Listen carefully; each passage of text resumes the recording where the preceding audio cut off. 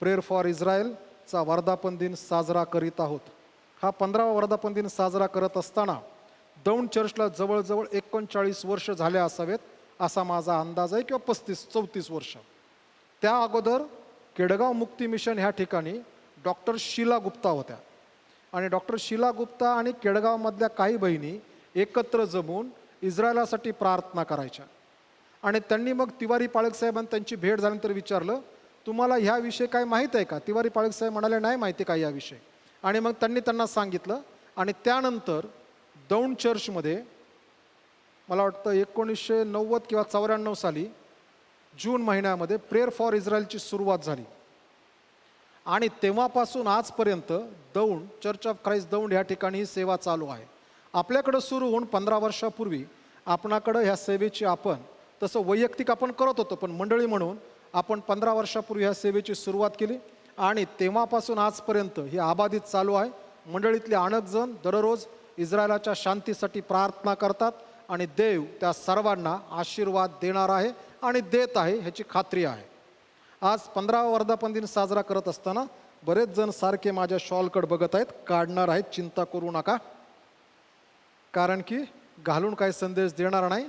फक्त ही जी शॉल आहे ह्याला ही प्रेयर शॉल आहे.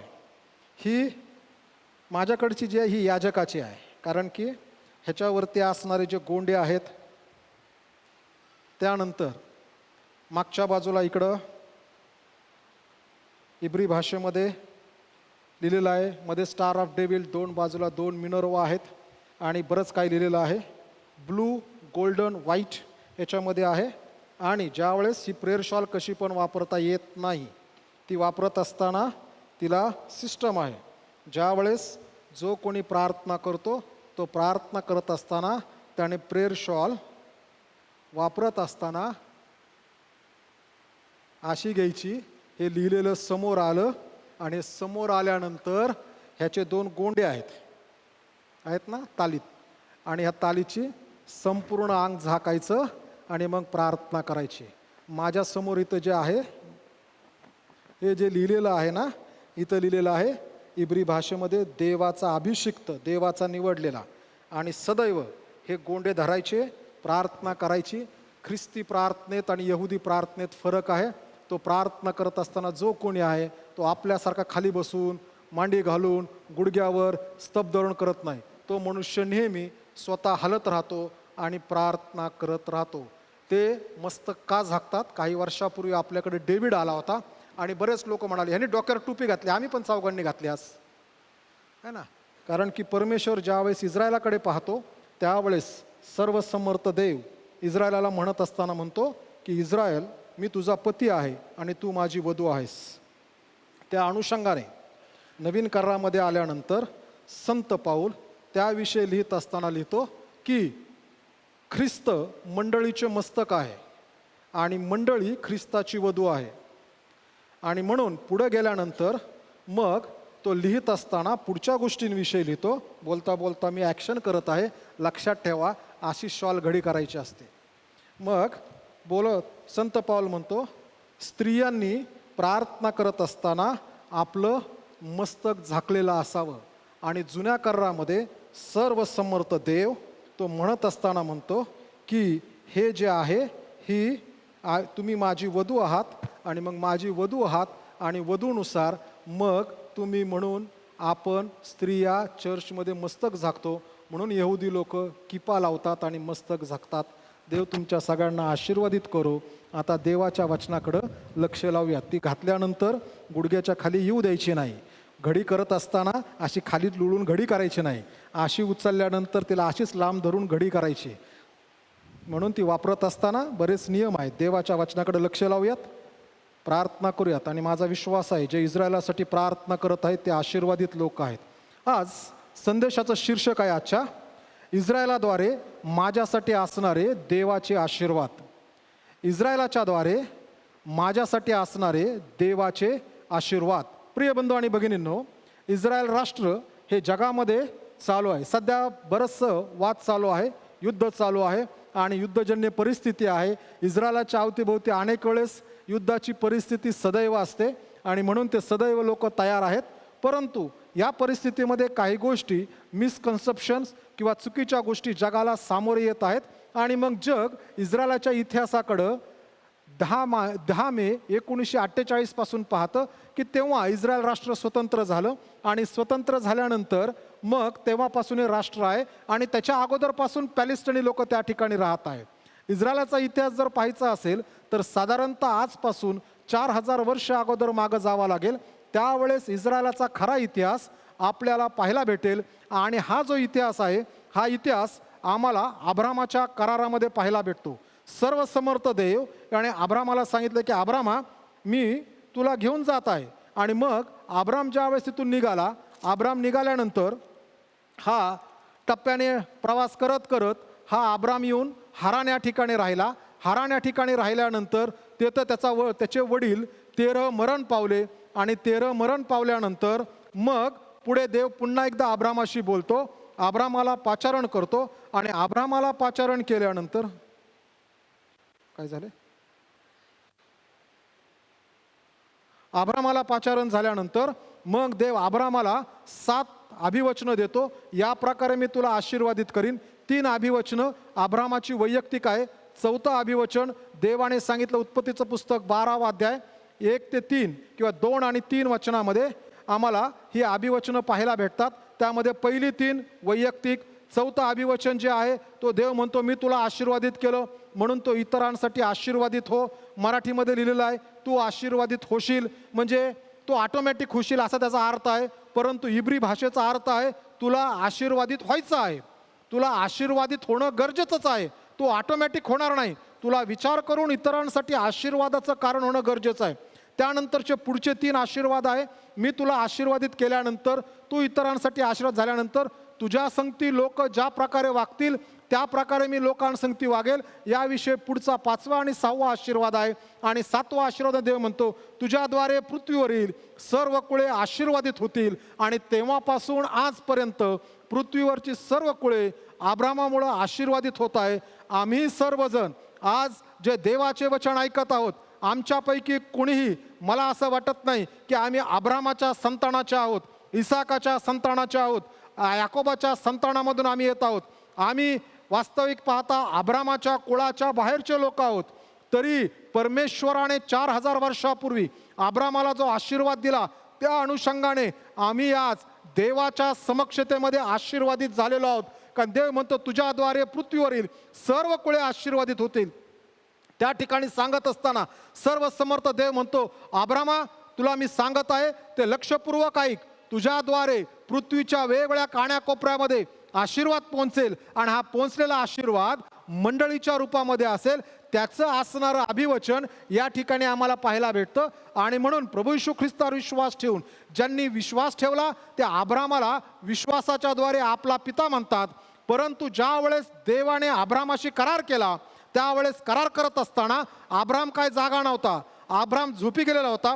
उत्पत्तीचं पुस्तक 15वा अध्याय 12 वचनातील सूर्यास्त झाल्यानंतर अब्रामाला गाढ निद्रा लागली आणि घोर भीती निबिड अंधकार त्याच्यावर पडला. आणि मग देव त्याच्यानंतर अब्रामासंगती करार करतो. देव अब्रामाला म्हणाला नाही अब्रामा तू जागा राहा तरच माझा आणि तुझा करार संपन्न होईल. मी तुझ्या संगती करार करायचं ठरवलेलं आहे आणि मी तुझ्या संगती करार केलेला आहे आणि म्हणून येथून पुढे तुझ्या सगळ्या पिढ्यांना हा करार मी लागू करत आहे. मग ते तुम्ही तो पाळा अथवा न पाळा, तुम्ही माझ्या संगती विश्वासू राहा अथवा न पाळा. मी एकदा तुम्हाला आशीर्वाद दिलेला आहे आणि हा आशीर्वाद मी तुमच्या संगती शेवटपर्यंत घेऊन जाणार आहे. मग अब्रामाला इसाक झाला. इसाकाला देवाने पुन्हा करार केला, आशीर्वादित केलं. मग इसावाला 2 मुलं झाले. कोण? याकोब आणि एसाव. मग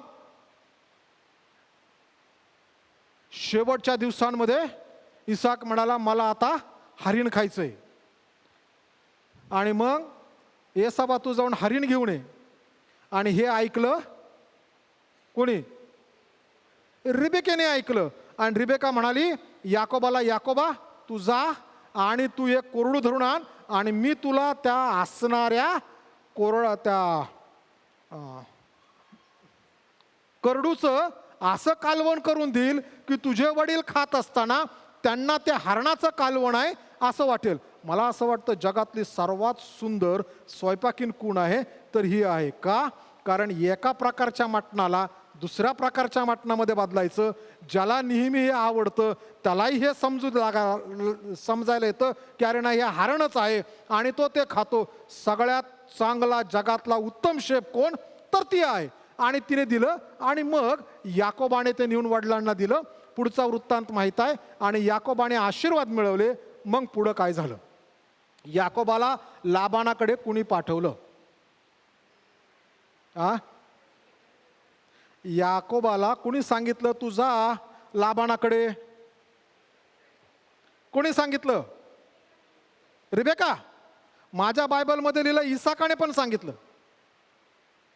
कारण की रिबेका येते आणि इसाकाला म्हणते येऊन, हे इसाका बघ जो थोरला आहे आज तो ह्याने आशीर्वाद घेतल्यामुळं मी एकाच दिवशी दोन्ही मुलांना अंतरुक आहे. आता त्याने आशीर्वाद घेतलाय. आणि त्यावेळेस ती म्हणती ह्या एसावाने तर ह्या असणाऱ्या लोकांपैकी पत्नी करून आणली आणि ज्या वेळेस तो हे करेल त्यावेळेस हे बरोबर नाही. आणि मग इसाक सांगताना याकोबाला सांगतो, हे याकोबा तू इथून निघ, तुझा मामा लाबान याच्याकडे जा आणि त्याच्या मुलीपैकी एक मुलगी स्वतःला पत्नी करून घेऊन ये. ज्याप्रमाणे माझ्या वडिलांनी माझ्यासाठी तिकडूनच त्या प्रांतातून माझ्यासाठी ही रिबेका तुझी आई पत्नी म्हणून आणली, त्याप्रमाणे तिथे जा, तिथून पत्नी घेऊन ये. आणि मग त्याने मार्गस्थ केलं. आणि मग पुढे लिहिताना लिहिलं, एसावाने पाहिलं की याकोबाला मार्गस्थ केलं इसाकाने आणि रिबेकेने. त्यावेळेस तो म्हणाला माझ्या वडिलांना ह्या कॅनानाइट्स मुली आवडत नाहीत, म्हणून तो गेला आणि त्याने इश्माएला संगती हात मिळवणी केली. इश्माएल म्हणजे अब्रामाला हगारेद्वारे झालेला पुत्र, त्याच्याशी हात मिळवणी केली आणि त्याची कन्या त्याने बायको करून घेतली यासाठी की इसाकाला अधिक त्रास व्हावा. पण हा याकोब इकडून गेला, आपल्या वडिलाकडे राहिला, आपल्या मामाकडे राहिला आणि मग त्या ठिकाणी त्याने किती वर्ष चाकरी केली हो. याला म्हणतात प्रेम. ह्याला म्हणतात प्रेम. मला हीच पाहिजे. 14 वर्ष चाकरी करतो. 8वीत दुसरी, 9वीत दुसरी, 10वीत दुसरी, कॉलेज फर्स्ट इयर दुसरी, कॉलेज सेकंड इयर दुसरी, कॉलेज थर्ड इयर तिसरी, असं काही बदलत नाही. हा म्हणतो याकोबाकडे लाबानाकडे 1 वर्ष राहिल्यानंतर मग लाबान त्याला म्हणतो तू माझा हप्ता आहेस, मी तुझ्याकडनं फुकट काम करून घ्यावं का? आणि मग ह्याने पहिल्याच वेळेस असणाऱ्या रेचलला राहेलला पाहिलेलं असतं आणि ज्यावेळेस पाहतो त्यावेळेस त्याला ती आवडते. आणि तो मामाला म्हणताना असं म्हणतो मी तुमच्याकडं काम करेल, 7 वर्ष काम करतो, 7 वर्षानंतर तुम्ही मला ही राहेल पत्नी म्हणून द्या. आणि 7 वर्ष त्याने राहेलसाठी कष्ट केले आणि 7 वर्षानंतर त्याचं लग्न झालं. विवाह सोहळा संपन्न होतो. पण विवाह सोहळ्यामध्ये बसलेली मुलगी ही लिया आहे, बरोबर ना? दुसऱ्या दिवशी सकाळी याकोबाच्या लक्षात आपण फसवलं गेलो. ह्या 7 वर्षामध्ये लग्न 7 वर्ष अगोदर ठरलं होतं, हीच तुला भेटणार. ह्या 7 वर्षामध्ये याकोब तिच्यासाठी काबाड कष्ट करतो आणि असं म्हणतो की मी माझ्या पत्नीसाठी सर्व काही तयार करेल.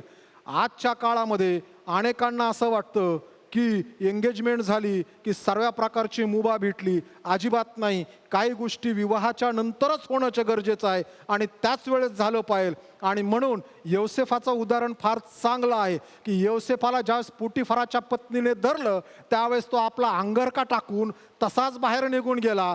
आणि मात्र आजच्या काळामध्ये लोक अंगरके उतरवण्यासाठी तयार आहेत. जगामध्ये तर मुंबई पुण्यामध्ये गेल्यानंतर होर्डिंगवरती अनेकांचे अंगरके उतरलेले आहेत आणि मंडळी शांत बसून हे सगळं पाहत आहे. कारण की आता मंडळीला कुणी नैतिक गोष्टी विचारायला येईनात. कारण की मंडळी आपला प्रकाश हरवू लागलेली आहे. मंडळीचा दृष्टिकोन बदलत चाललेला आहे. हा 14 वर्ष काम करतो. 14 वर्षानंतर त्याला रेचेल भेटते आणि मग पुन्हा त्याला वाटतं चला आपल्या आता मायदिशी जावं, जिथं आपला वडील होते, आई होते, आजोबा होते जावे. पण ह्याला नाव कधी भेटलं? इस्रायल नाव कसं काय आलं? सध्या सारखं लोक इस्रायल म्हणतात ना. इस्रायल नाव आलं कसं? कधी रिटर्न येत होता. ज्या वेळेस आपल्या मामाकडे काम केलं, आता सगळे लेकरं बाळ, 2 पत्नी 2 उपपत्नी, लेकरं जनावरं सगळे घेऊन निघाला. हा फार आशीर्वादित माणूस आहे हो. त्याचा मामा म्हणायचा, असल्या मेंढ्या तुला? तो म्हणायचा हो. की देव मेंढ्यांना तसलीच पिल्लं होऊ द्यायचा. मग मामाने बघितलं सगळे असलीच होत. मग मामाने नियम बदलला, आता असल्या मेंढ्या हो. देवाने नंतर सगळ्या तसल्याच मेंढ्या होऊ दिल्या. आणि हा मामा हैराण झाला, ह्याची संपत्ती वाढवली. ज्या वेळेस आम्ही देवावर विश्वास ठेवून गोष्टी करतो ना, त्यावेळेस देव आम्हाला आशीर्वादित करतो. आणि हा याकोब निघाला. त्या रात्री परमेश्वर दिनाची भ्रष्टता झाली आणि मग 2 याकोबाच्या मुलांनी त्या ठिकाणच्या असणाऱ्या लोकांचा त्यांनी सूड उगवला. आणि याकोब म्हणतो, तुम्ही हे काय करता? हे लोक जर चालून आले तर माझे थोडे लोक सगळे मरतील. आणि हे 2 भाऊ, शिमोन आणि त्याचा भाऊ, हे दोघं म्हणताना असं म्हणतात, आम्ही आमच्या बहिणीची आबरू जात असताना पाहून शांत बसावं काय? आणि मग देव म्हणतो, ह्यांना सगळ्यांना घे, जिथं मी तुला पहिल्या वेळेस स्वप्नामध्ये तुला भेटलो होतो त्या ठिकाणी तू घेऊन जा. आज प्रभू भोजनाला जे गायलेलं गाणं आहे ते याकोबाचं गाणं आहे. की याकोब जे पाहतो ते की बाबा सीडीवरून देवदूत चढ उतार करतात, त्या ठिकाणी ज्या ठिकाणी याकोब रात्री जात असताना आपल्या मामाकडं उशाला धोंडा घेऊन झोपला होता, त्या ठिकाणी पुन्हा याकोब गेला. याकोबाने त्यांच्या असणारे सर्व दैवत, त्यांच्या असणारी कानातली कुंडलं काढली आणि एका एला वृक्षाखाली पुरून टाकली. आणि त्या रात्री देव पुन्हा त्याच्या संगती बोलतो. आणि त्या दिवशी देवाने त्याला विचारलं, तुझं नाव काय? 14 वर्षापूर्वी वडिलांनी विचारलं, तुझं नाव काय? तो म्हणाला, एसाव. आम्ही माणसांना फसवू शकतो, देवाला नाही फसवू शकत. हे याकोबाला माहित होतं. आणि म्हणून याकोबाला तुझं नाव काय? आणि याकोब म्हणाला, माझं नाव याकोब आहे. आणि त्या ठिकाणी सर्व समर्थ देव त्याच्याशी बोलत असताना असं म्हणतो, येथून पुढे तुला याकोब म्हणणार नाहीत, तर तुला इस्रायल म्हणतील. का? कारण की तू माणसाबरोबर आणि देवाबरोबर झगडून आशीर्वाद प्राप्त केलेस. इस्रायल हा शब्दाचा अर्थ आहे देवाबरोबर आणि माणसाबरोबर झगडून आशीर्वाद प्राप्त केलेत. आणि तेव्हापासून आजपर्यंत इस्रायल राष्ट्र जगामध्ये झगडून गोष्टी प्राप्त करत आहेत. दुसऱ्या गोष्टीकडे येत, तेव्हापासून इस्रायल हे नाव आलेलं आहे. म्हणजे आजपासून 4000 वर्षापूर्वी, 1948 पासून नाही. मग आम्ही गेली 15 वर्ष इस्रायलासाठी प्रार्थना का करत आहोत? मी मला असं वाटतं 89-90 पासून इस्रायलासाठी प्रार्थना करतोय. का? अनेक लोक जगात प्रार्थना करत आहेत कारण की देवाने आम्हाला सांगताना सांगितलेलं आहे. माझ्याकडे 7 कारणं आहेत, ती सांगणार आहेत. ज्यांना हवा असेल त्यांनी चर्चमधून जाताना माझ्याकडनं इस्रायलासाठी प्रार्थना करण्याची 7 कारणं या ठिकाणी बुकमार्कमध्ये अवेलेबल आहेत. थोडेच आहेत, ज्यांना हवं त्यांनी जाताना घेऊन जा. 7 कारणं आम्ही इस्रायलासाठी प्रार्थना का करायची. कारण की सर्वात पहिली महत्त्वाची गोष्ट, रोमकारास पत्रामध्ये ही 7 कारणं आहेत. पहिली महत्त्वाची गोष्ट, इस्रायलावर दया करण्यासाठी आपणास पाचारण केलेले आहे. जो शास्त्रपाठ आम्ही वाचलेला आहे तो रोमकारास पत्र 11वा अध्याय याच्या असणाऱ्या 2ऱ्या वचनात तो म्हणतो, देवाला ज्याच्याविषयी पूर्वज्ञान होते त्या आपल्या लोकांना त्याने टाकले नाही. एलियाच्या बाबतीत मग पुढचा वृत्तांत आहे, देव जर टाकत नाही तर आम्ही इस्रायलला टाकू शकत नाही. आम्ही इस्रायलावरती दया करणं हे यासाठी देवाने आम्हाला बोलावलेलं आहे. आणि म्हणून आम्ही इस्रायलासाठी प्रार्थना केली पाहिजे. त्या अनुषंगाने यशायाचं पुस्तक 44वा अध्याय 21व्या वचनात म्हणलेलं आहे की इस्रायलासाठी प्रार्थना केली पाहिजे. यहेजकेलाचं पुस्तक 36वा अध्याय 24वा वचन सांगतं, कारण आम्ही इस्रायलावर दया केली पाहिजे म्हणून त्यांच्यासाठी प्रार्थना केली पाहिजे. यहेजकेलाचं पुस्तक 36वा अध्याय 27व्या वचनात सांगितलेलं आहे की त्या ठिकाणी आम्ही दया करावी इस्रायलावरती. प्रिय बंधू आणि भगिनींनो, इस्रायलावरती दया करण्यासाठी आम्हाला पाचारण केलेलं आहे आणि म्हणून आम्ही त्यांच्यासाठी प्रार्थना केली पाहिजे. दुसरी महत्त्वाची गोष्ट, रोमकारास पत्र 11वा अध्याय 11 वचन, तर मी विचारतो, म्हणजे संत पाऊल रोमकारास मंडळीला विचारतो. कारण रोमकारास मंडळीमध्ये त्यावेळेस काही लोक म्हणायचे, आमचा आणि इस्रायलाचा संबंध नाही, इस्रायल आमच्यापेक्षा वेगळा आहे, इस्रायलाचा आम्हाला घेणं देणं नाही. आणि म्हणून संत पाऊल रोमकारास मंडळीला हे पत्र लिहितो आणि तो लिहिताना असं म्हणतो, करार आणि मदार हे यहुद्यांचे आहेत, मंडळीचे नाहीत. आमच्या संगती कुठलेही करार मदार देवाने केले नाहीत. सगळे करार मदार अब्राहमाचा वंश त्यांच्या संगती केलेले आहेत. आणि म्हणून सर्व करार, सर्व अभिवचनं ही इस्रायलाची आहेत. आणि तो म्हणताना असं म्हणतो, म्हणून मी विचारतो, त्यांचे पतन व्हावे म्हणून ते अडखळले काय? कधीच नाही. इस्रायलाच्या पतनामुळे आमचा फायदा झाला. जर त्याच वेळेस इस्रायलाने येशू ख्रिस्ताला मसीहा म्हणून ओळखलं असतं तर आमच्यापर्यंत देवाच्या सुवार्तेचा लवलेश येऊन पोहोचला नसता. इस्रायल राष्ट्र हे पतन पावलं, इस्रायल येशूपासून दूर गेलं आणि म्हणून आमच्यावरती कृपा ओतली गेली. कारण की आम्ही इस्रायलाच्या कोडगेपणामुळं देवाच्या आत्म्याने आमच्यापर्यंत सुवार्ता पाठवली आणि म्हणून ज्यांच्यामुळं आम्हाला सुवार्ता मिळाली त्यांच्यासाठी आम्ही प्रार्थना करणं नितांत गरजेची आहे. तिसरी महत्वाची गोष्ट, रोमकरासपत्र 11 अध्याय 18 वचन, तर त्या फांद्याहून मोठा आहे काय? अशी बडाई मारू नको. मारशील तर लक्षात ठेव की तू मुळाला आधार दिला नाहीस तर मुळाने तुला आधार दिलेला आहे. या ठिकाणी जैतून वृक्षाविषयी म्हटलंय. जैतून वृक्ष म्हणजे इस्रायलाचं राष्ट्र, इस्रायल राष्ट्र. आणि इस्रायल राष्ट्राच्या देवाने त्यांनी देवाची अवहेलना केली, देवाची आज्ञा मांडल्या नाहीत. देव सांगतो ते म्हणून देवाने ह्याच्या सगळ्या फांद्या तोडल्या आणि त्या मूळ जैतुनामध्ये त्याने मंडळीला लावलं. आम्ही रानटी जैतून आहोत. अब्रामाचा वंश, इसाकाचा वंश हे मूळ जैतून आणि आम्ही सगळे रानटी जैतून आहोत. आम्ही त्याच्यामध्ये लावलोय, आम्ही आशीर्वादित झालो. आध्यात्मिक सत्य आमच्याकडे आहे म्हणून आम्ही गर्व करू शकत नाही आणि इस्रायलाला दोष देऊ शकत नाही. कारण की आम्ही रानटी जैतून. जर देवाने मूळच्या जैतुनाच्या फांद्या छाटल्या तर आमची काय गय हो.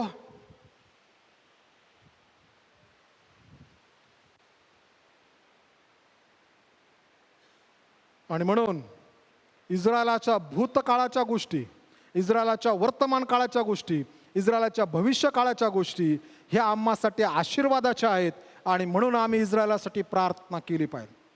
चौथी गोष्ट, रोमकरासपत्र 11 अध्याय 28 वचन आणि इर्म्याचं पुस्तक 31 अध्याय 3 वचन, देव इस्रायलावर प्रीती करतो मग आम्ही प्रीती करू नये काय? मगाशीच मी म्हणताना म्हणालो मध्यस्थच्या प्रार्थनेत, आम्ही जर देवाचे लोक आहोत तर देवाच्या दृष्टीमध्ये आणि आमच्या दृष्टीमध्ये फरक व्हायला नकोय. देवाचा दृष्टांत आणि आमच्या दृष्टांतात फरक व्हायला नकोय. आम्ही जर देवाचे लोक आहोत, देवाच्या योजनेप्रमाणे बोलावलेलो आहोत, आम्ही देवाला आमचा पिता म्हणतो आणि देवाचे आम्ही लेकरं आहोत. तर जो देवाचा इस्रायलाविषयी जो दृष्टांत आहे तो दृष्टांत आमचाही असायला हवा. कारण की आमचा दृष्टांत की जो देवापासून आलेला आहे त्या दृष्टांतामध्ये देव इस्रायलावर जर प्रीती करतो तर आम्ही ही प्रीती करणं गरजेचं आहे. आम्ही जर देवाच्या विरुद्ध जाऊन वेगळा दृष्टिकोन, वेगळा दृष्टांत, वेगळं स्वप्न पाहत असू तर मग एक तर आम्ही देवाची लेकरं नाही तर आम्ही आमच्या स्वतःच्या मार्गाने निघालोय हा त्याचा अर्थ आहे. यदा कदाचित आम्ही चर्चमध्ये येऊन बसत असू, देवाला त्या गोष्टीचा फरक पडत नाही. देव त्याचे दृष्टांत, देव त्याचे करारमधार कधी बदलत नाही. देव जर इस्रायलावर प्रीती करतो तर आम्ही त्यांच्यावर प्रीती करणं गरजेचं आहे. प्रिय बंधू भगिनींनो, आम्हाला त्यांच्यामुळं तारण मिळालं. आणि कोरिन्थीकरास पहिले पत्र 13व्या अध्यायामध्ये प्रीतीचा शास्त्रपाठ आहे आणि त्यात एक वाक्य आहे, प्रीती कृतज्ञ वागत. म्हणजे काय? प्रीती अपकार स्मरत नाही. म्हणजे प्रीती उपकार स्मरते. उपकार स्मरते म्हणजे काय? एखाद्याने आम्हाला जर काही केलं तर त्याचे आभार मानते. इस्रायलाच्या कोडगेपणामुळं आम्हाला ख्रिस्त भेटला, आम्ही त्यांचे आभार मानायला पाहिजे. देव इस्रायलावर प्रीती करतो म्हणून आम्ही प्रीती केली पाहिजे. पुढची महत्वाची गोष्ट, इस्रायलावर दया करण्यासाठी देवाने आम्हास पाचारण केले. रोमकरासपत्र 11 अध्याय 31 आणि 32 वचन यामध्ये देवाने आम्हाला इस्रायलावर दया करण्यासाठी पाचारण केले. आमचं पाचारण इस्रायलावरती दया करणं आहे. दया कोरडी नसते, दया कधी कोरडी नसते. म्हणून संत याकोबाच्या पत्रामध्ये लिहित असताना असं म्हणतो, विश्वास आणि कृती याविषयी तो म्हणतो, प्रिय बंधुजन हो, जर तुमच्या भक्तीमध्ये एक भपकेदार कपडे घातलेला मनुष्य आला तर तुम्ही त्याला म्हणता, या येथे बसा, ही जागा चांगली आहे. उदाहरणार्थ आपल्या चर्चमध्ये आला तर सध्या आपल्याकडं हवेची मारामार आहे. मग आपण त्या चांगल्या माणसाला म्हणतो या, म्हणजे विथ रिस्पेक्ट. हा भपकेदार माणूस आलाय ना मोठा, या इथं पंख्याची हवा लागते, इथं बसा. तिथं बसू नका, तिथं लागत नाही. ह्या बेंचवर बसू नका, हात टोचतो, ह्याच्यावर बसा, हात टोचत नाही. आणि याकोब म्हणतो तुमच्या भक्तीमध्ये, तुमच्या मंडळीमध्ये ज्या वेळेस भपकेदार कपडे घातलेला मनुष्य येतो त्यावेळेस त्याला तुम्ही म्हणता या येते बसा. पण एखादा साधा कपडे घातलेला मनुष्य आला त्याला म्हणता ए तिकडे जा, तिकडे बस. ना बोलण्यात रिस्पेक्ट, ना वागण्यात रिस्पेक्ट. दया ही कोरडी नाही, दया सदृश्य आहे. कधीतरी आपल्या जोडीदाराला म्हणा मी तुझ्यावर खूप दया करतो, पण काय कृतीत आणू नका. बघा काय होते. मुलांना म्हणा मी तुमच्यावर खूप दया करतो, मुलं म्हणतील कधी केली कोणास ठाऊक. सध्याची मुलं तर फार बोलायला चट्टड आहेत लगेच. दया कोरडी नाही, दया सदृश्य आहे, दया कृतीपूर्ण आहे. आणि म्हणून तो लिहित असताना म्हणतोय की इस्रायलावर दया करण्यासाठी आम्हाला पाचारण केलं, तर आम्ही इस्रायलावर जे पाचारण आहे आमचं, त्या इस्रायलावरती आम्ही दया करणं गरजेचीच आहे. एक मनुष्य होऊन गेला दुसऱ्या महायुद्धाच्या काळामध्ये, त्याची एक मूवी तयार झाली, त्याचं नाव शिंडलर. त्यानंतर आणखीन एक जण आहे देवाचे सेवक, टेरीबूम. ते ह्या बऱ्याच जणांच्या आहेत, पण ह्या शिंडलरची गोष्ट मला फार आवडते. दुसऱ्या महायुद्धामध्ये हिटलर यहुदी लोकांना मारत होता, आणि मारत असताना ह्या शिंडलरच्या लक्षात आलं की यहुदी मुलं जी आहेत ही मारली जात आहेत, ह्यांच्यावरती दया करणं गरजेचं आहे. जे घडतंय ते चुकीचं आहे, आणि मग ह्यांना काहीतरी करून सोडायला पाहिजे. आणि ह्या गर्भश्रीमंत मनुष्य ह्या शिंडलरनी त्यावेळेसच्या असणाऱ्या ह्या कम्युनिस्टांच्या किंवा हिटलरच्या असणाऱ्या सैनिकांना हाताला धरलं आणि त्यांना म्हणाला तुम्ही जर मला एक माणूस यहुदी आणून दिला तर मी तुम्हाला पैसे देत जाईल. एक आणून दिला की पैसे. आणि हे यहुदी हे जे हिटलरचे जे पोलीस आहेत, हे सगळे पोलीस जे आहेत ते आल्यानंतर त्याला म्हणायचे आम्ही 10 माणसं आणलेत, तो लगेच पैसे द्यायचा. आणि ह्या सगळ्यांना त्याची कंपनी होती, त्या कंपनीमध्ये त्याने लपून ठेवलं. त्यांना खाणंपिणं द्यायचा. ठरलेल्या वेळेस तो एखादी ट्रेन बुक करायचा की ज्या ट्रेनमधून त्याच्या कंपनीचा माल जातोय, आणि ती ट्रेन आली की त्या ट्रेनमध्ये मालाच्या ऐवजी ही सगळी माणसं त्याच्यामध्ये बसून तो जर्मनीच्या बाहेर पाठवायचा. बरेच दिवस तो हे करता. अनेकांना त्याने वाचवलं. ज्या रात्री त्याचं सगळं संपलं, आता त्याच्याकडे काही नव्हतं, शेवटची ट्रेन निघाली आणि ही ट्रेन गेली, आणि त्या रात्री युद्ध समाप्तीची घोषणा झाली. आणि तो म्हणाला आता बरं झालं. आणि ह्या असणाऱ्या शिंडलरने आपल्या तोंडाला हात लावला आणि त्याचा हात त्याच्या दाताला लागला, आणि तो म्हटला अरे देवा, अरे देवा, मी अजून काही जणांना वाचू शकलो असतो. हा जो माझा दात आहे हा सोन्याचा आहे, माझा नाही त्याचा, सोन्याचा आहे. हा जर मी विकला असतं तर आणखीन 10 ते 20 लोक वाचले असते. ह्याला म्हणतो आम्ही दया. नाहीतर मराठीमध्ये म्हण आहे उपाशी निजग बाया, वर वर दया आणि उपाशी निजग. आम्ही खूप इस्रायलावर प्रेम करतो दाखवायचो, पण आतून तर मत्सर आहे.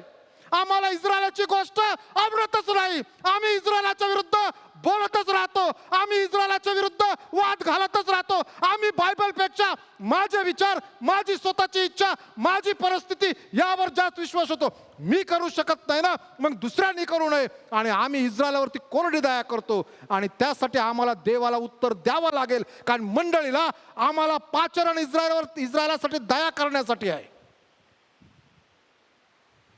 ह्या बायबलवर जर आम्ही विश्वास ठेवतो ना, तर रोमकारास पत्रात म्हणतं इस्रायलावर दया करा.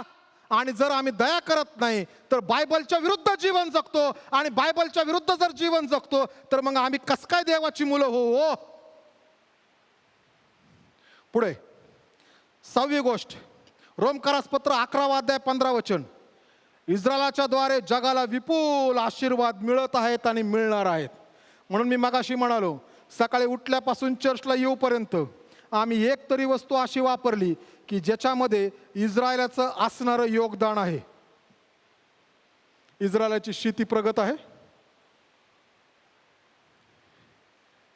आज कोणी चर्चला येताना प्युमा ॲडिडास कंपनीचं बूट घालून आले का हो? ते इस्रायली माणसाची आहे. सकाळी उठल्या उठल्या कुणी काहीतरी त्या मीटावरती पोस्ट केलं का हो? माहिती ना मीटा? फेसबुकचं दुसरं नाव मीटा. नवीन नाव आहे. केलं का पोस्ट सकाळी? वाचलं का? ते इस्रायली माणसाचं झुकेनबर्ग. ट्विटर नाही, इंस्टाग्राम यहुदी माणसाचं. लहानपणी जन्मल्यानंतर आमच्या मुलांना पोलिओ होऊ नये म्हणून पेनिसिलिनचं इंजेक्शन यहुदी माणसाचं. इंटेल यहुदी माणसाचं. आमच्या गाड्यांमध्ये आम्हाला सोनिक सिस्टम आहे, ती सोनिक सिस्टम इस्रायली माणसाची. टेलिकास्ट ज्यावेळेस केलं जातं ते इस्रायली तंत्रज्ञान. गाड्यांमध्ये धावत असणाऱ्या गोष्टींचे तंत्रज्ञान इस्रायली तंत्रज्ञान. अहो एक नाही आणि किती सांगू, ही सगळी तंत्रज्ञान आम्ही घेतलो आणि मग आम्ही त्यांच्यासाठी प्रार्थना करण्यासाठी, दया करण्यासाठी. कारण की इस्रायल आशीर्वादित आहे. कारण देव अब्रामाला म्हणाला उत्पत्तीचं पुस्तक 12 अध्याय 3 वचनामध्ये, तू आशीर्वादित होशील, तू आशीर्वादित हो. आणि तेव्हापासून आजपर्यंत हे राष्ट्र जगासाठी आशीर्वादाचं कारण होतंय. नोबेल पारितोषिकापैकी 1/3 जास्त पारितोषिकं ही लहानशा यहुदी राष्ट्राची आहेत. आणि 7वी महत्वाची गोष्ट, येशाचा ग्रंथ 62 अध्याय 1 वचन, स्तोत्र संहिता 122 6 ते 8 ही वचनं. वारंवार पवित्र शास्त्र आम्हाला हे सांगतं, इस्रायलासाठी प्रार्थना करा, इस्रायलासाठी प्रार्थना करा. कारण इस्रायलासाठी प्रार्थना करण्याचं देवाकडून नेहमी ही प्रार्थनेची विनंती देवाच्या लेकरांसाठी आहे. आणि म्हणून आम्ही प्रार्थना केली पाहिजे. प्रिय बंधू भगिनींनो, संदेशाचे 2 भाग आहे. इस्रायलाच्या द्वारे माझं, आता इस्रायल सांगितलं, आता माझ्यासाठी आशीर्वाद काय. किती जणांना आशीर्वाद आवडतात हो? खाऊ आवडतो का मुलांना? म्हणजे आशीर्वाद आवडतो ना. मग आशीर्वाद भेटण्यासाठी आशीर्वादाची पद्धत वापरावी लागते. आमच्या घरावर मोठी टाकी असते, बिल्डिंगवरती घरावरती पाण्याची, तिथं खूप पाणी आहे. पण जर आम्हाला तो कॉक चालू करून घ्यायचं, पाणीच घ्यायचं माहीत नसेल तर आम्ही त्याचा काही उपयोग करू शकत नाही. त्याप्रमाणे देवाकडं आम्ही इस्रायलासाठी गोष्टी केल्यानंतर पुष्कळ आशीर्वाद आहेत. पण जर आम्हाला तो कॉकच बंद करून ठेवला फिट कुलपामध्ये गोदरेजच्या, तर आम्हाला कधी आशीर्वाद भेटणार नाहीत. आणि सर्वात पहिली महत्त्वाची गोष्ट, उत्पत्तीचं पुस्तक 12 अध्याय 3 वचन, आशीर्वाद आम्हाला कधी भेटू शकतात. तो म्हणतो, हे अब्रामा, जे तुझे अभिष्ट चिंततील त्याचे मी अभिष्ट करीन. ज्या वेळेस आम्ही अब्रामाचा वंश, इसाकाचा वंश, याकोबाचा वंश आणि हे यहुदी लोक यांच्यासाठी अभिष्ट चिंतन करतो, चांगले विचार, चिंतन म्हणजे काय? चिंततो म्हणजे काय? नुसता विचार करतो, अरे ह्या लोकांचं भलं व्हावं. सध्या आम्ही विचार करतो ह्यांचं युद्ध जिंकलं जावं. हा चांगला विचार आहे ना. मला हे माहीत नाही समोरच्या पार्टीकडे काय, मला हे माहीत आहे की ह्यांनी युद्ध जिंकावं, कारण ह्यांचा देव विजय देणारा देव आहे. त्याच्यासाठी देव माझं भलं करणार.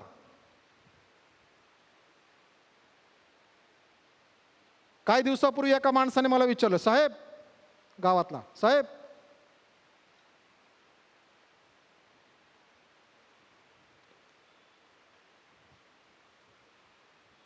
बिपिन, तिथं आहे ना फोटो सेशन चाललंय.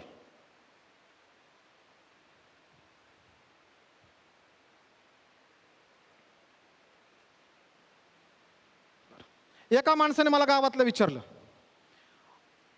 आणि तो म्हणताना मला, साहेब, मोदी साहेबाने पहिला इस्रायलचं युद्ध सुरू झाल्यानंतर अवघ्या काही तासामध्ये त्यांनी सांगितलं की आम्ही इस्रायलच्या बाजूने आहेत, तुमचं म्हणणं काय?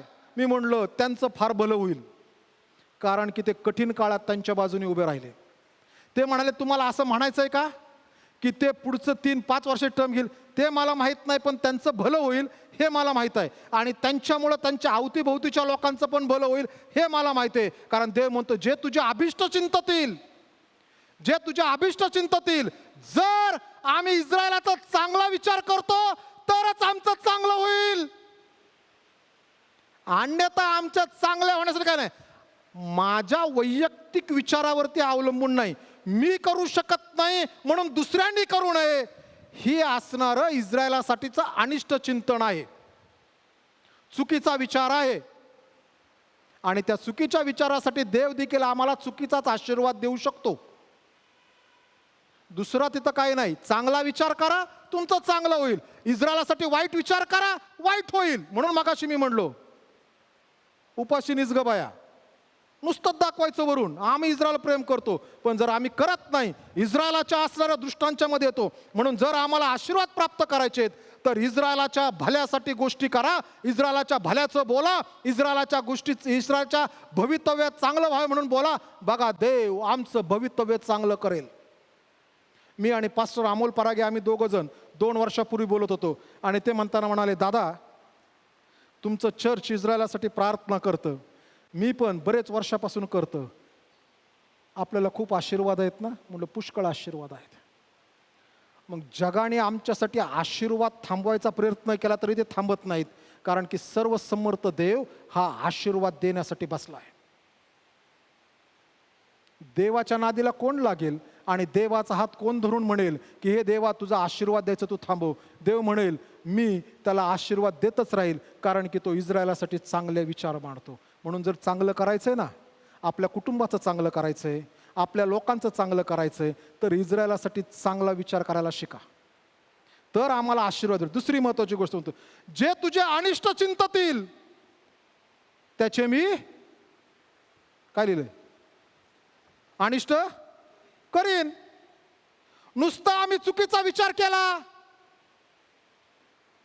तरी देव आमचं वाईट करेल. देव आपले नियम बदलत नाही, देव आपले असणारे पॅरामीटर बदलत नाही, देव आपलं कॅनोनायझेशन बदलत नाही, देव आपला पॅटर्न बदलत नाही. आणि म्हणून आम्ही जर इस्रायलासाठी वाईट विचार केला तर कठीण आहे. मला अनेक वेळेस लोक म्हणतात, पाळक साहेब तुम्ही लोकांना का सांगता हो इस्रायलला जाऊन या? मी सांगतो यासाठी सांगतो, हे इस्रायलला टुरिस्ट गेल्यानंतर इस्रायलच्या आर्थिक गोष्टीमध्ये त्यांना हातभार लागतो. मी त्यांचा चांगला विचार करतो. ज्यावेळेस मी कोणाला तरी म्हणेल जाऊ नका, त्यावेळेस मी इस्रायलाच्या आर्थिक ह्याच्यामध्ये आडभिंत उभा करतोय आणि म्हणून मला आशीर्वाद भेटणार नाही, देव माझं वाईट करील. लहान गोष्ट नाही, खूप मोठी गोष्ट असते. आम्ही कधी कधी सहज म्हणतो काय काय नाही, आम्ही बराच विचार केला पाहिजे एखादी गोष्ट बोलत असताना.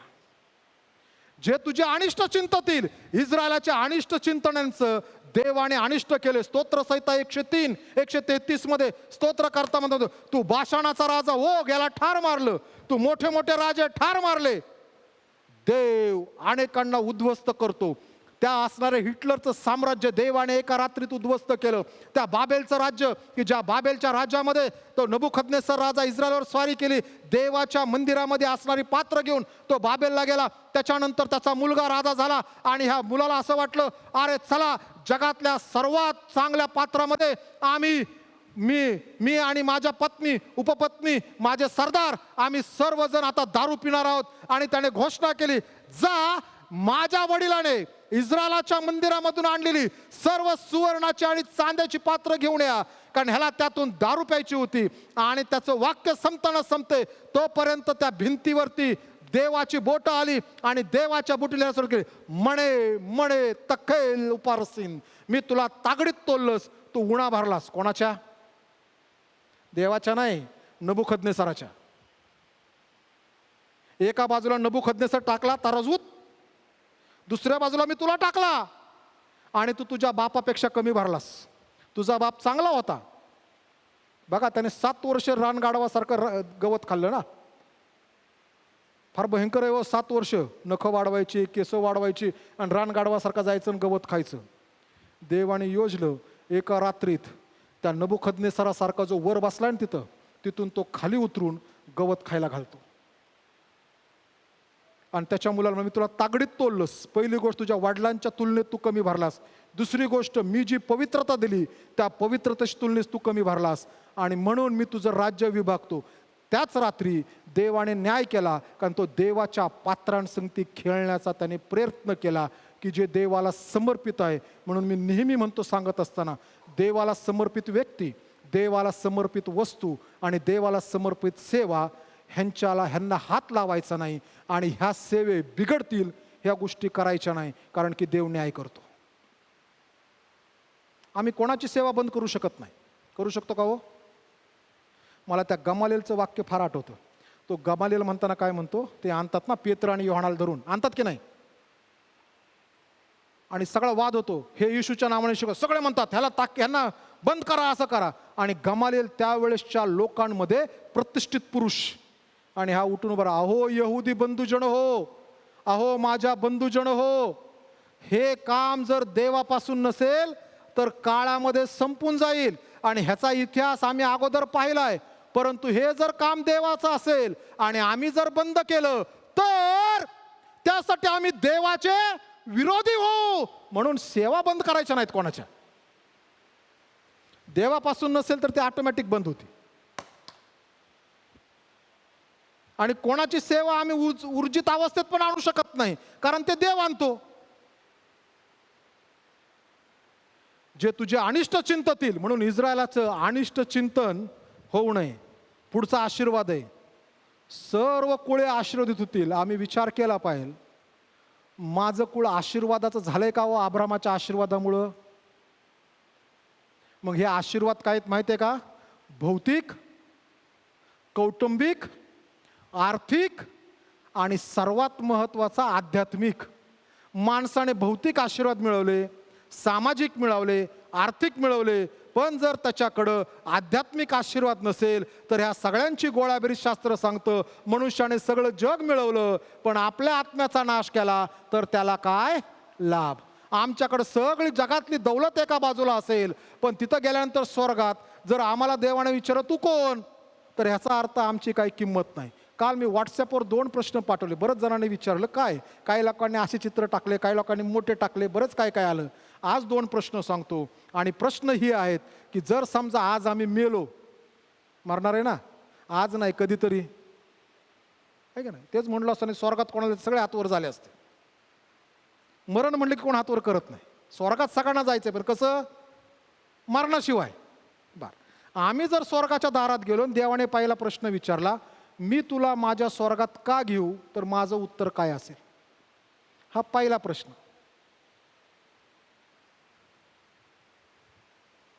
माझं उत्तर काय असेल?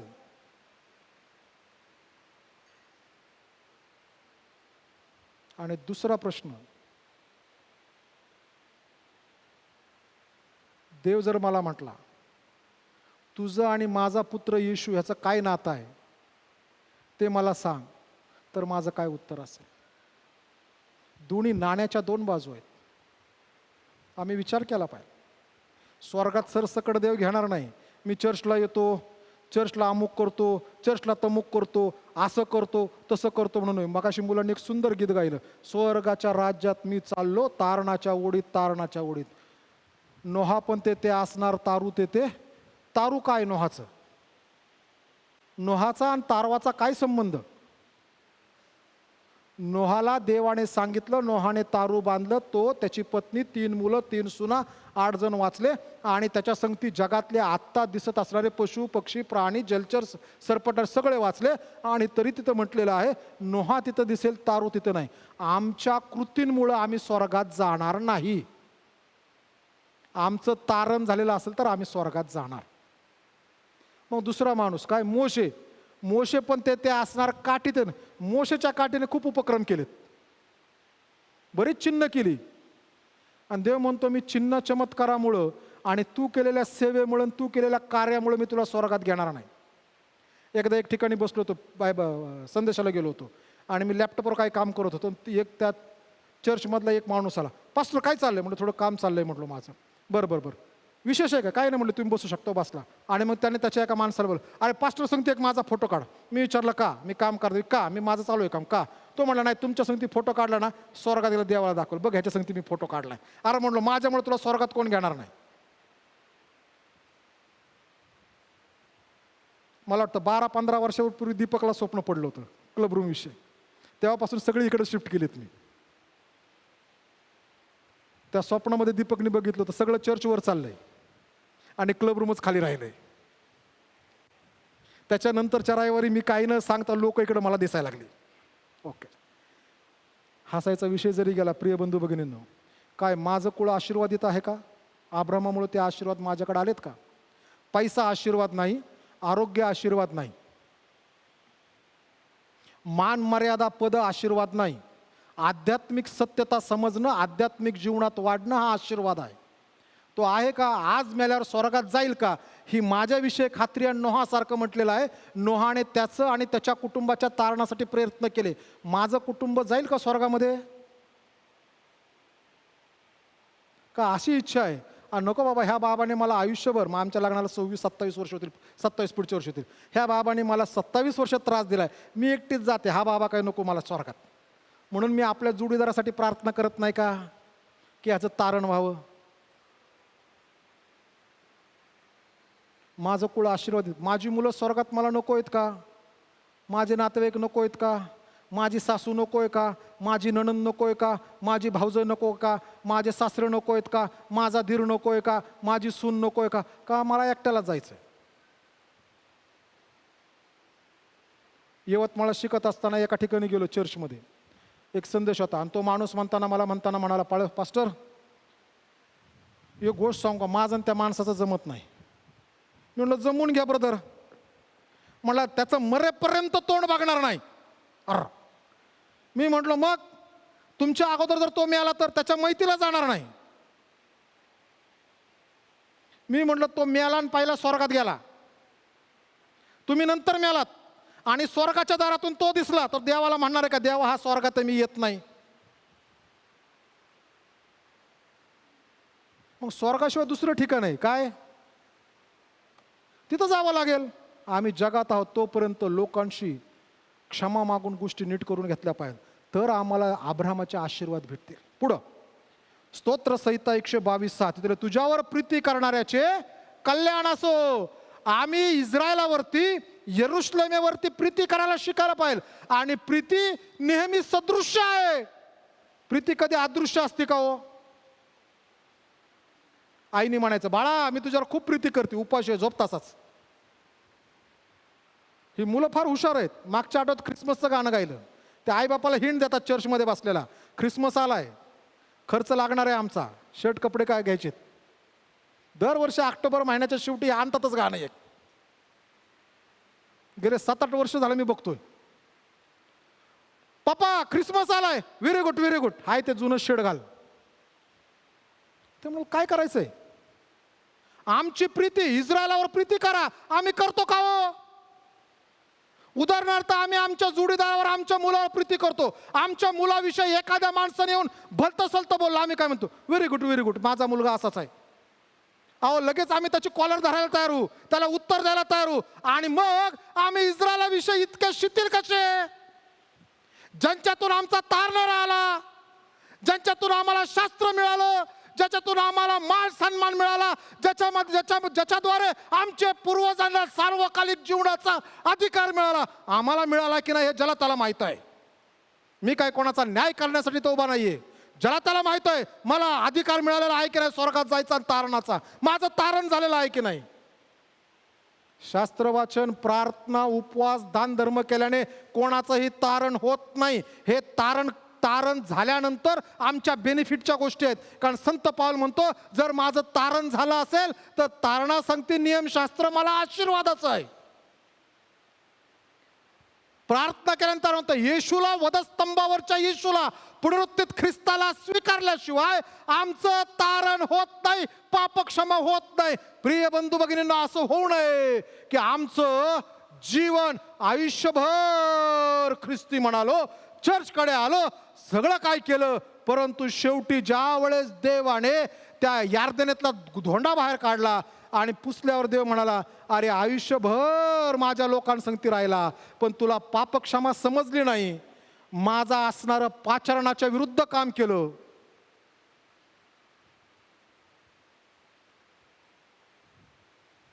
इस्रायलावरती मी प्रीती करतो का? फार महत्वाचं आहे. नाही तर आमचे आशीर्वाद राहणार नाहीत. ज्यांनी ज्यांनी इस्रायलावरती प्रीती केली त्यांचं भलं झालं जगात.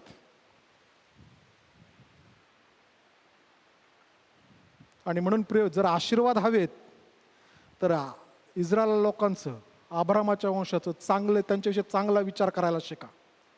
दुसरी त्यांचं अनिष्ट करू नका. मला काय वाटतं हे महत्वाचं नाही. मला नेहमी वाटतं 10 वर्षाच्या मुलांनी मतदान करावं, त्याला काय किंमत आहे का नाही? सरकार सांगतं 18 वर्षाच्या पुढं नाव आलं तरच मतदान करायचं, बरोबर आहे ना? मला काय वाटतं महत्त्वाचं नाही, ह्या बायबलला काय वाटतं ना फार महत्त्वाचं आहे. माझ्या विचाराला देवाच्या समोर काही किंमत नाही, तो पालापाचोळा आणि कचरा आहे. मला देवाच्या राज्याविषयी काय वाटतं त्याला किंमत नाही, देवाला बायबलमध्ये त्याविषयी काय वाटतं त्याला किंमत आहे. देव इस्रायलाविषयी काय मनोदय ठेवतो त्याला किंमत आहे. देव इस्रायलासाठी काय करतो किंमत आहे.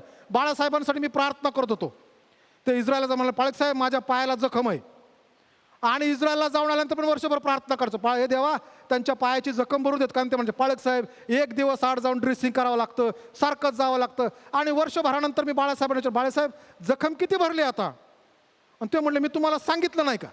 म्हणलं नाही, इस्रायलमध्ये मी गेलो ना म्हटले, तिथंच माझी जखम भरली, गँग्रीनची. बरोबर आहे ना बाळासाहेब? त्यांनी त्या टीव्हीवर पण साक्ष सांगितली, त्या टीव्हीवाल्यांनी ती कट केली. आम्ही जे इस्रायलासाठी करतो ना ते आमचं नुकसान नाही, तो आमचा प्रॉफिट आहे. मी नेहमी विचार करतो त्यांच्याविषयी, अरे हे जर त्यावेळेस इस्रायलला नसते आले तर जखम भरली नसती, त्यावेळेस जे काही त्यांनी इस्रायलला जाताना खर्च केले त्याच्या कितीतरी पटीत पैसे गेले असते.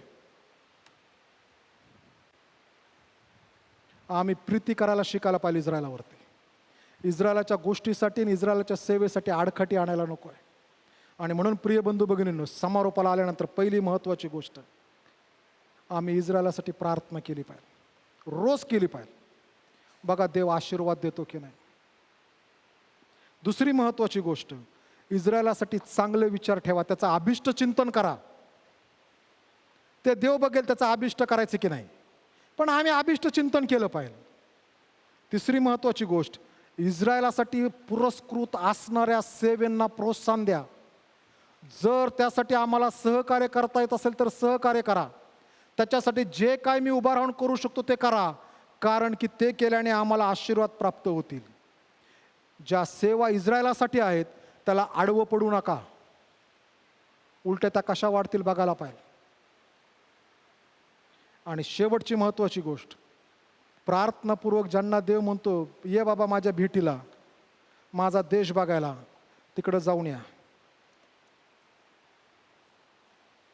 कारण की तिथं गेल्यानंतर हे चांगलं समजतं. तिथं गेल्यानंतर चे आशीर्वाद निराळे आहेत. आम्ही 1,00,000-2,00,000 रुपये वाचू न जाण्याने, पण ते 1,00,000-2,00,000 रुपये आमच्या आयुष्यभर उपयोगात येणार नाहीत. तिथं जाऊन आल्यानंतर जे होतं ते आम्ही खूप विचार करतो कधी कधी. प्रिय बंधू आणि भगिनींनो, इस्रायलाच्या भल्यासाठी गोष्टी करा, प्रार्थना करा, आशीर्वाद द्या त्यांना. कारण की देव इस्रायलावरती आजही प्रीती करतो. त्याने इस्रायलावरती प्रीती करण्याचं बंद केलं नाही. तो इस्रायला पुन्हा पुनर्जीवित करतो, इस्रायलाला तो पुन्हा उभा करतो. म्हणून इलियाचा जो दृष्टांत आहे ना, की इलिया म्हणला मी एकटाच राहिला नाही, 7,000 ठेवलेत. देव नेहमी रेमनंट थिओलॉजीचा उपयोग करतो. थोडे ठेवतोच पुन्हा उभा करण्यासाठी, पुन्हा वाढवण्यासाठी. जैतुनाच्या झाडाला पुन्हा अंकुर फुटतच राहतो, वाढतच राहतं आणि हे प्रबलित होतच राहतं. हे कधीच संपुष्टात येणार नाही. कारण आमोस म्हणतो, देव म्हणतो आमोसाद्वारे, मी तुला ह्या भूमीत घेऊन आलोय आणि इथून पुढं मी तुला काढून टाकणार नाही. आणि ते शेवटपर्यंत चालत राहील. आता इस्रायल त्या भूमीतून कधी निघणार नाही. प्रिय बंधू आणि भगिनींनो, इस्रायलाच्या सेवेमध्ये आपलं योगदान द्या. संगती उभा राहा, प्रार्थनेच्या द्वारे, कृतीच्या द्वारे, साह्याच्या द्वारे, मार्गदर्शनाच्या द्वारे गोष्टी करत राहा. बघा देव आम्हाला आशीर्वाद देईल. त्याचं अनिष्ट चिंतन करू नका. फॉर एक्झाम्पल, त्या सेवा करणाऱ्या माणसाचं आणि माझं जमत नसेल, पण ती सेवा चांगली आहे ना. जगात सगळ्यांचं जमत नाही. 50 वर्ष लग्नाला एकत्र राहिल्यानंतर पण सगळं 100% जमत नाही, नाही जमणार. पण त्याच्याशी माझं जमत नाही म्हणून मी त्या सेवेला विरोध करू शकत नाही, कारण ती देवाची सेवा आहे आणि देव त्यासाठी आशीर्वाद देईल. प्रिय बंधू भगिनींनो, देवासमोर लीन आणि नम्र व्हा. आशीर्वाद कसे घ्यायचेत ते मी सांगितले, आणि ते आशीर्वाद देव असे घेऊन बसलाय की मी कोणाला देऊ जे हे पाळतील.